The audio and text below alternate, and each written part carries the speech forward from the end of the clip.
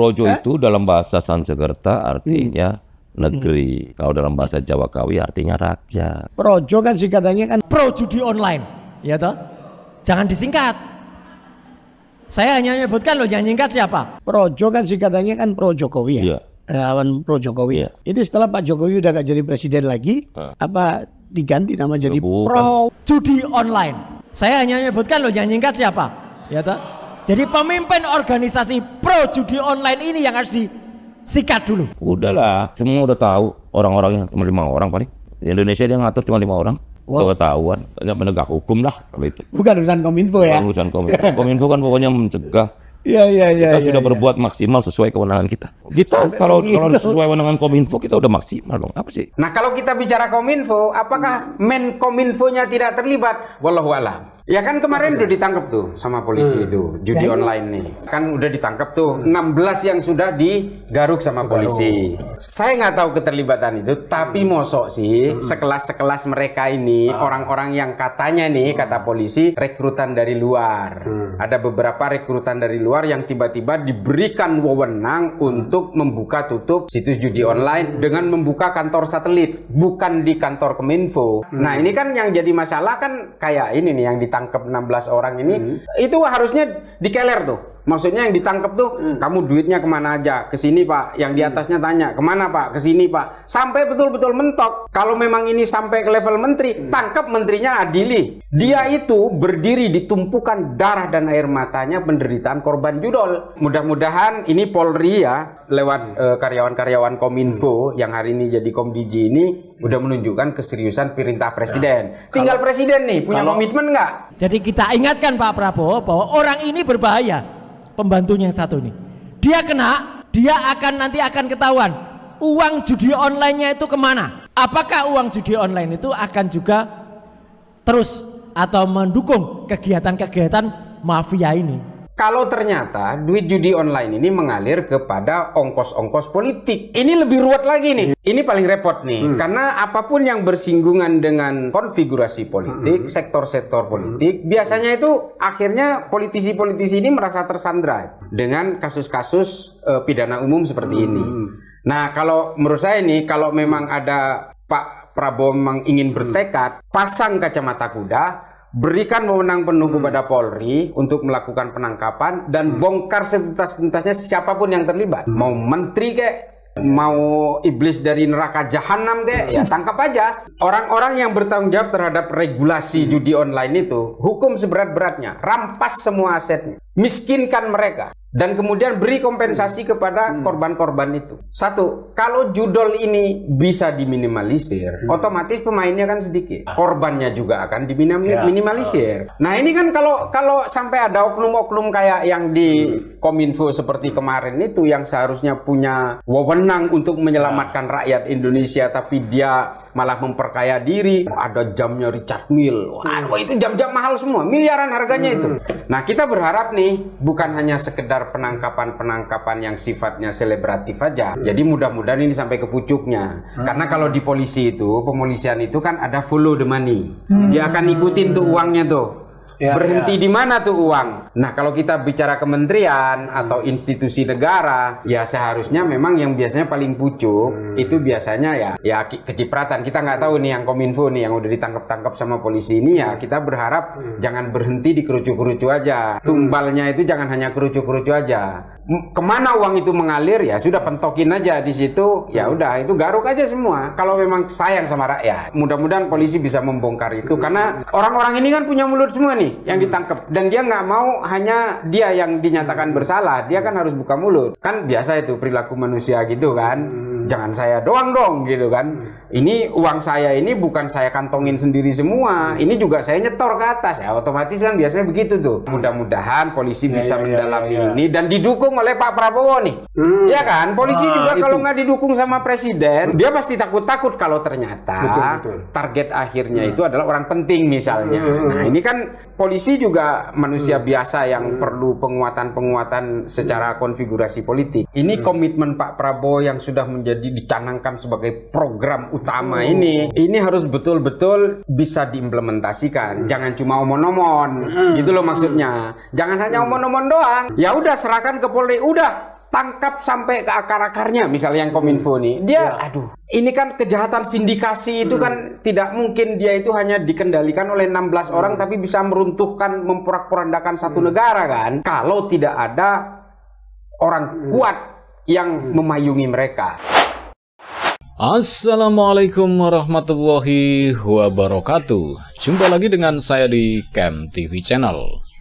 Barusan kita saksikan ya sebuah perdebatan yang cukup menarik.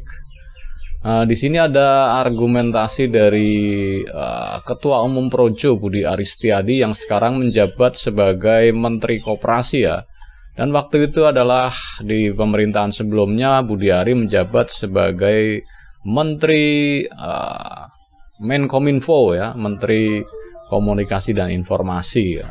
Dan baru-baru ini ya, kasus judi online yang melibatkan staf dari Kemendikti ya, yang dulu Kemenfo ya, yang dulu Kominfo, sekarang Kemendikti, yang terlibat kasus judi online ada 11 orang di sini ya. Dan yang tertangkap kemarin ada 16 atau 15 orang yang termasuk staf Kemendikti adalah 11 orang. Dan Pak Budi Ari sebagai mantan ya Menkominfo yang dulu, yang ini mantan-mantan stafnya yang terkena kasus judi online ini, yang disinyalir melindungi akun-akun judi online ini ya, yang justru harusnya memblokir akun-akun website judi online, tapi malah melindungi. Dan harusnya mantan kepalanya ini, mantan menterinya dulu, harusnya, masalahnya kan kejadiannya waktu itu ya, harusnya ya ikut diperiksa, harusnya. Dan ini argumentasi dari Bung Ray Suryo ya, yang mendesak agar Budi Ari segera diperiksa, agar Budi Ari segera dimintai keterangan atas ya kasus yang melibatkan mantan anak buahnya di Menkominfo ya.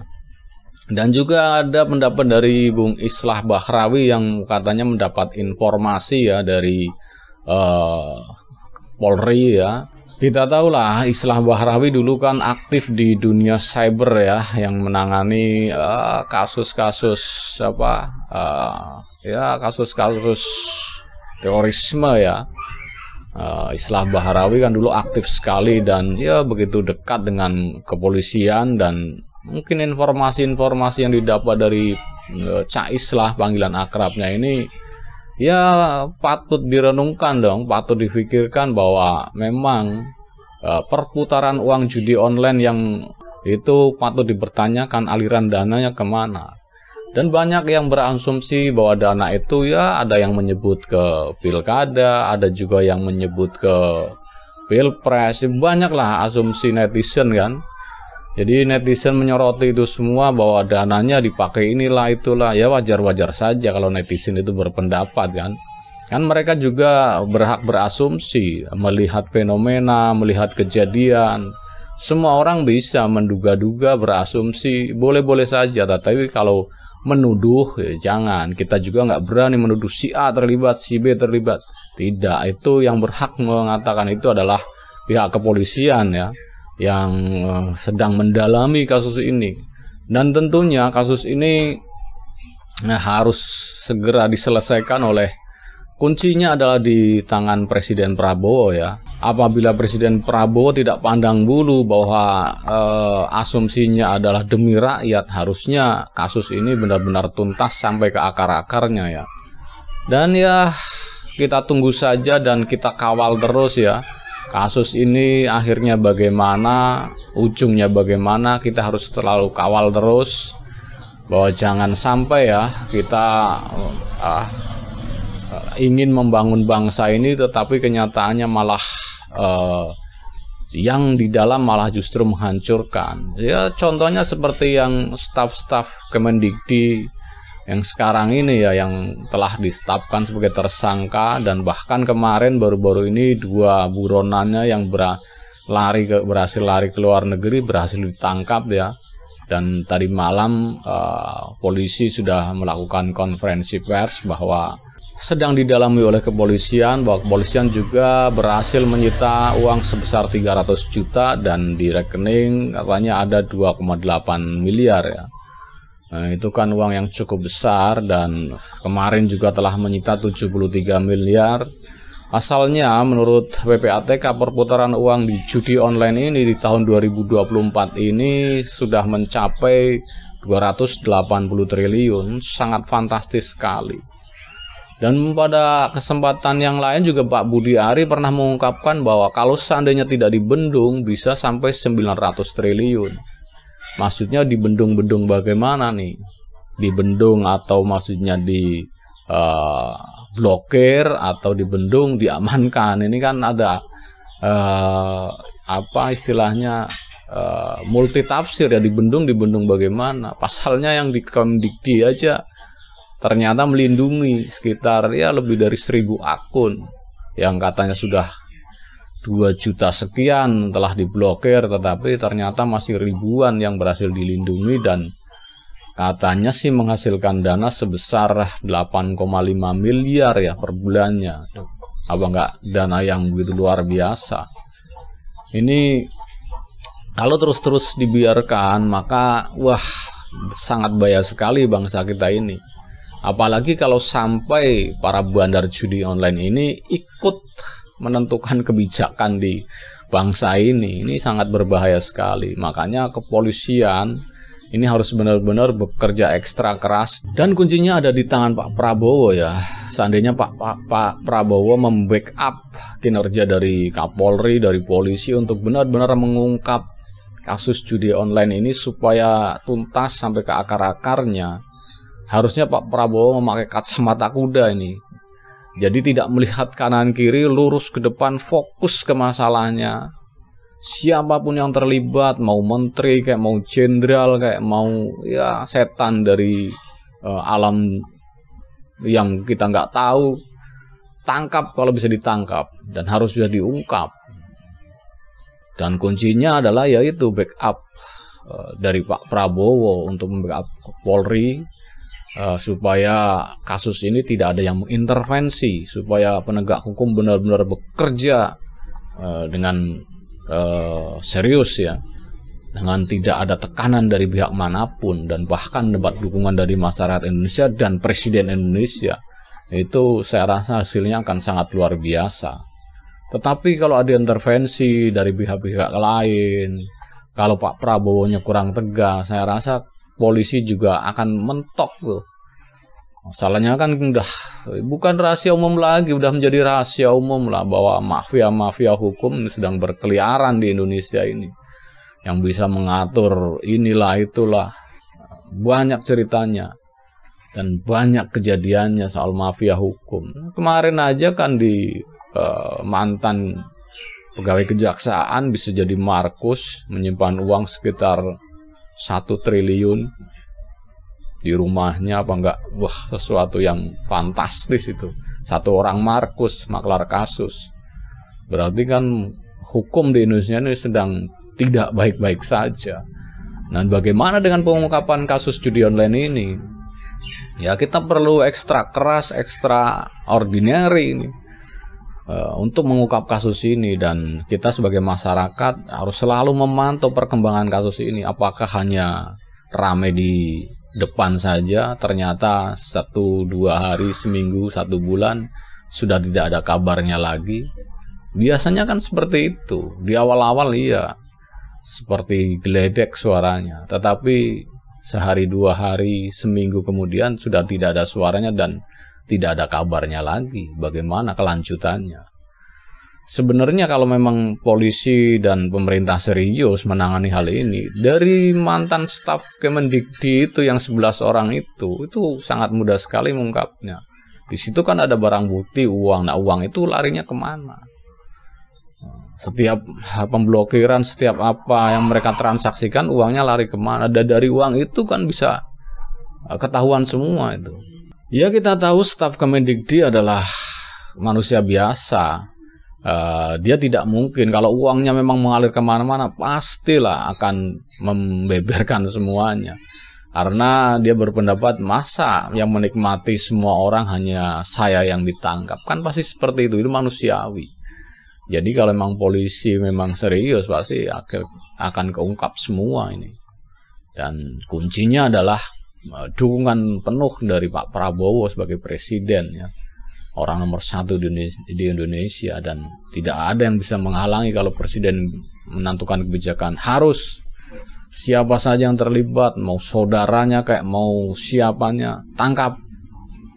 Nah, itu nanti pasti Pak Prabowo mendapat dukungan luar biasa dari masyarakat Indonesia, baik yang memilih maupun yang tidak memilih.